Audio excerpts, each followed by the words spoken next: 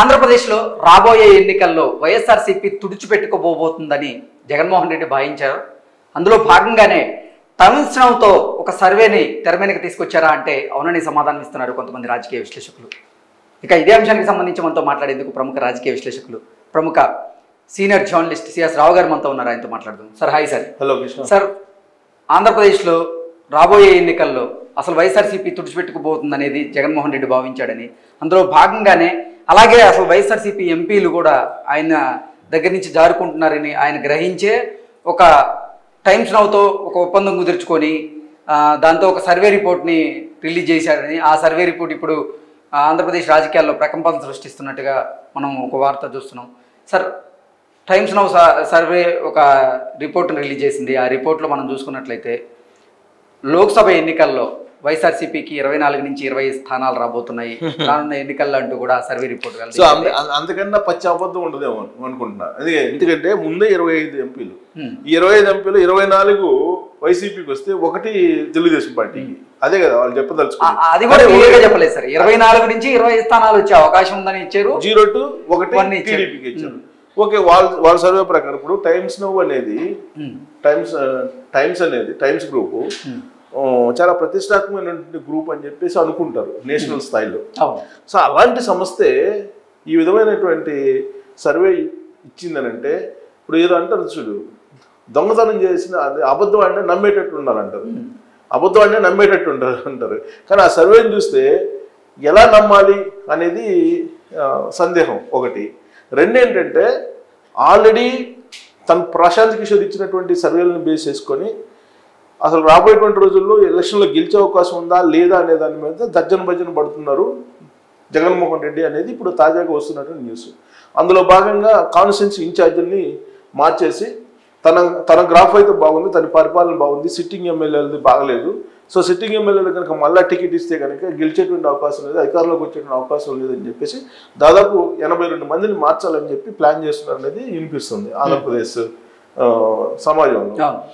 తాడేపల్లి వర్గాల్లో కూడా అదే అనిపిస్తుంది. దాంట్లో భాగంగా ఆల్రెడీ 11 మందిని గుంటూరు, ప్రకాశం జిల్లాలో ఉండేటువంటి నియోజకవర్గాల్లో ఉండేటువంటి ఇన్ఛార్జీలు మార్చేశారు.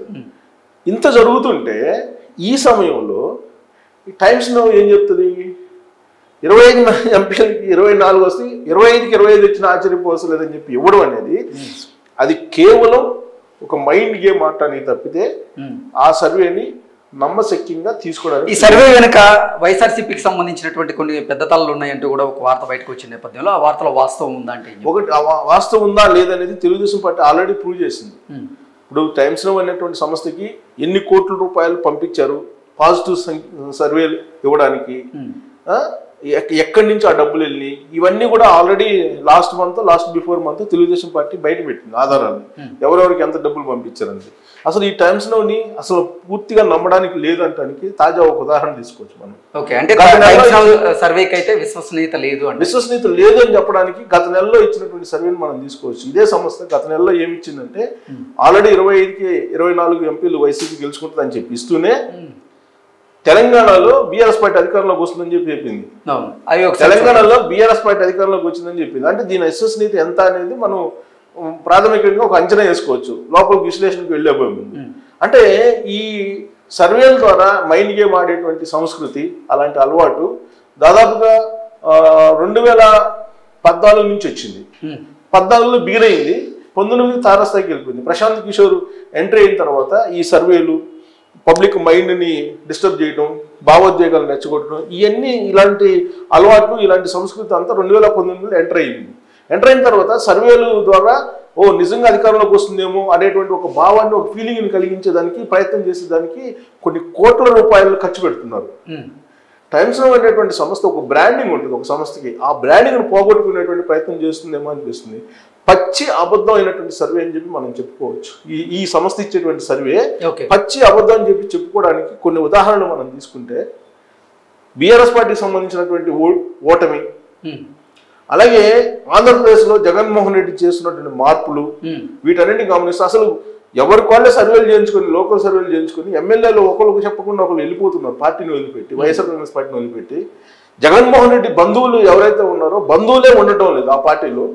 అసలు మేము రానున్న ఎన్నికల్లో పోటీ చేయం బాబు అంటూ కూడా వాళ్ళు చేతులు ఎత్తేసారంటూ కూడా గతంలో మనం చాలా మొత్తం గెలిచినటువంటి 22 మంది ఎంపీల్లో 2019లో 19 మంది ఎంపీలు మేము పోటీ చేయమని చెప్పి వాళ్లే స్వచ్ఛందంగా చెప్తున్నారు, అయిష్టంగా ఉన్నారని చెప్పి వస్తున్నటువంటి న్యూస్లు ఇవన్నీ వస్తుంటే అసలు ఎంపీగా పోటీ చేసిన క్యాండిడేట్స్ దొరుకుతారా లేదా వైఎస్ఆర్ కాంగ్రెస్ పార్టీ అనేటువంటి చర్చ జరుగుతుంటే రాజకీయ వర్గాల్లో దానికి భిన్నంగా పూర్తి భిన్నమైనటువంటి విధంగా టైమ్స్ సర్వే ఇవ్వటం అనేది దీని వెనుక ఉన్నటువంటి పాయింట్స్ ఏంటంటే, ఒకటి ఈ మధ్య కాలంలో ప్రధానమంత్రి నరేంద్ర మోడీ కానీ కేంద్ర హోంశాఖ మంత్రి అమిత్ షా కానీ ఆంధ్రప్రదేశ్ ముఖ్యమంత్రి జగన్మోహన్ రెడ్డికి అపాయింట్మెంట్ ఇవ్వట్లేదు.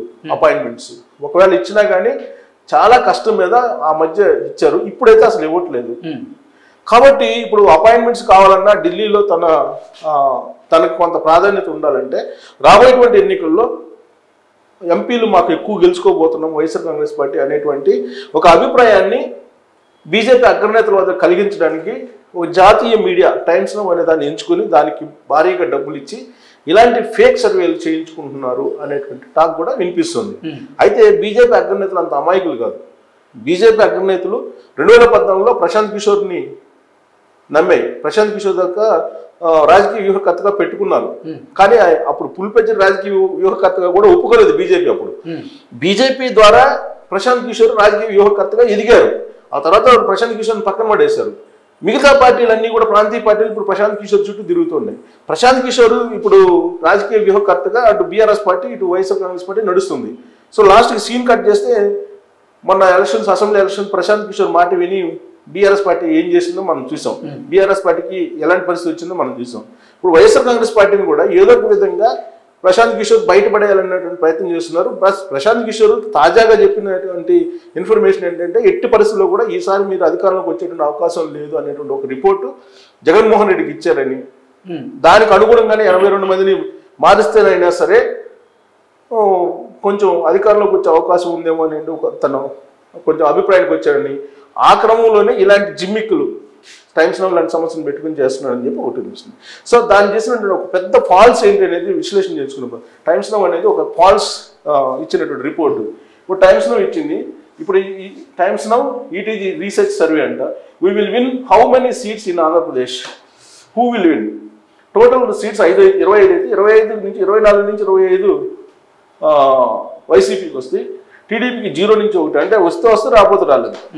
ఇది జనసేన పార్టీకి అసలు 0. సరే కాదు జనసేన టీడీపీకి లేకపోతే జనసేనకి ఏమొస్తుంది. సో ఇది ఎంతవరకు నమ్మొచ్చు అనేది చూసేటువంటి నెట్ జన్లు కూడా మీరు మీ అభిప్రాయాన్ని తెలియజేయచ్చు. ఇంత బ్లఫ్ గా ఈ సర్వే ఉందా లేదంటే ఎగ్జాక్ట్ అనేది కూడా మీరు చేయొచ్చు. సో ఇది తెలంగాణ టోటల్ సీట్స్ అంటే తెలంగాణ గురించి ఇచ్చింది, తెలంగాణ ఎన్నికల ముందు ఇచ్చినటువంటి ఇది అంటే లోక్సభ స్థానాలు లోక్సభలో అంటే లోక్సభలో బీఆర్ఎస్ వచ్చేసి 32% ప్రభావం చూపించే అవకాశం ఉంది. అంటే 3 నుంచి 5 స్థానాలు వచ్చే అవకాశం ఉందని, అలాగే బీజేపీకి కూడా 24% ప్రభావం చూపించే అవకాశం ఉంది, 3 స్థానాలు వచ్చే అవకాశం ఉందంటూ కూడా వాళ్ళు ఇచ్చారు సార్. అలాగే కాంగ్రెస్ పార్టీ అదర్స్ 7 ఇచ్చారు. సో ఈ 7 ఎటైనా మూవ్ కావచ్చు. సో ఓకే, ఇది తెలంగాణ టోటల్ సీట్ 17 కాబట్టి 17లో ఏంటి అనేది వాళ్ళు జస్ట్ ప్రొజెక్షన్ పర్సంటేజ్ ఇచ్చారు. సీట్స్ కూడా ఇచ్చారా? సీట్స్ ఎక్కడ ఇచ్చాడు? సీట్లు ఎక్కడ ఇచ్చాడు? మనం పెట్టలేదు. సో సీట్ లెవెల్ ఇంకా అంటే పర్సంటేజ్ ఇచ్చాడు. పర్సంటేజ్ ప్రకారం అయితే బీఆర్ఎస్ కి కాంగ్రెస్ కి ఈక్వల్గా ఉన్నట్టు ఇచ్చాడు. ఓకే, ఇది లాస్ట్ మంత్ లో ఇచ్చారు అసెంబ్లీ ప్రొజెక్షన్స్. అంటే 5 రాష్ట్రాల ఎలక్షన్స్ జరగకముందు, అసెంబ్లీ ఎలక్షన్ జరగకముందు ఇచ్చింది ఇదే సంస్థ. ఏమి ఇచ్చారు? తెలంగాణలో బీఆర్ఎస్ పార్టీ ఏర్పడుతుందని చెప్పి ఇచ్చారు ఈ టైమ్స్ నౌ సంస్థ. అలాగే ఛత్తీస్గఢ్ లో కాంగ్రెస్ వస్తుందని చెప్పి ఇచ్చింది ఈ టైమ్స్ నౌ సంస్థ. భిన్నంగా ఉంది. ఎన్నికల ముందు ఈ టైమ్స్ నౌ ఈటీజీ సర్వే ప్రకారం తెలంగాణలో బీఆర్ఎస్ పార్టీ వస్తుందని చెప్పి ఇచ్చారు. అలాగే ఛత్తీస్గఢ్ లో కాంగ్రెస్ పార్టీ వస్తుందని ఇచ్చారు. రాజస్థాన్ లో బీజేపీ వస్తుందని ఇచ్చారు. ఇది ఒక్కటే కరెక్ట్ అయింది. రాజస్థాన్, మధ్యప్రదేశ్ లో కాంగ్రెస్ అధికారంలో వస్తుందని చెప్పారు, అక్కడ రాలా. సో వాళ్ళు చెప్పిన ఈ సర్వే ఎలా ఉంటుందంటే దీనికి ఉదాహరణ ఇది. రీసెంట్ గా 5 రాష్ట్రాల అసెంబ్లీ ఎన్నికల్లో తీసుకోవచ్చు ఈ సర్వే యొక్క నిజాయితీ ఎంత ఉంది, విశ్వసనీయత ఎంత ఉంది అనేది. సో కాబట్టి ఇదంతా మైండ్ గేమ్ కోసమే ఈ టైమ్స్ నౌ చేస్తుందని చెప్పి మనం అనుకోవచ్చు. జగన్ టైమ్స్ మోసం గురువు. జగన్ టైమ్స్ మోసం గురు అంటే అంతే. జగన్ టైం అంటే డబ్బులు ఇస్తున్నారు, తీసుకొచ్చుకున్నారు, ఏ టైంకి కావాలో రిజల్ట్ అప్పుడు దాన్ని ప్రొజెక్ట్ చేస్తున్నారు. బట్ ఆ సంస్థ గుడ్ విల్ పోతుంది. ఏమవుతుందంటే ఆ సంస్థకు గుడ్ విల్ ఉంది. గుడ్ విల్ అనేది తొందరగా రాదు ఏ సంస్థకు కూడా.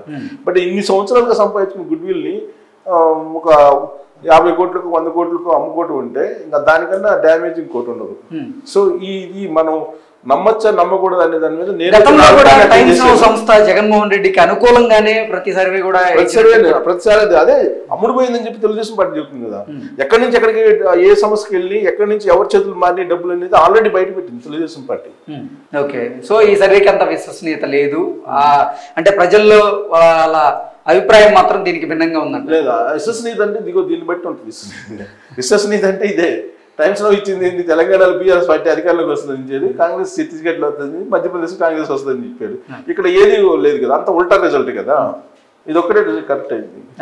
సో గాలిలో రాయేస్తున్నారు. సో కేవలం మైండ్ గేమ్ సర్వే అనుకోవచ్చు. మైండ్ గేమ్ లో ఏదో అంటే అపాయింట్మెంట్ కోసం బీజేపీ అగ్రనేతలు ఆకట్టుకోవడానికి జగన్మోహన్ రెడ్డి ఇలాంటివన్నీ ప్రయోగాలు చేస్తున్నారు. అంటే బీజేపీ నేతలు ఎంపీలు ఎవరైతే ఉన్నారో వాళ్ళు జారిపోకుండా నిలువరించేందుకు కూడా జగన్మోహన్ రెడ్డి ప్లాన్ చేశారు. బీజేపీ ఎంపీలు కాదు, వైఎస్ఆర్సీపీ ఎంపీలు జారిపోకుండా ఇప్పుడు మాకు అసలు పోటీ చేయలేమని చెప్పి అంటున్న పరిస్థితి.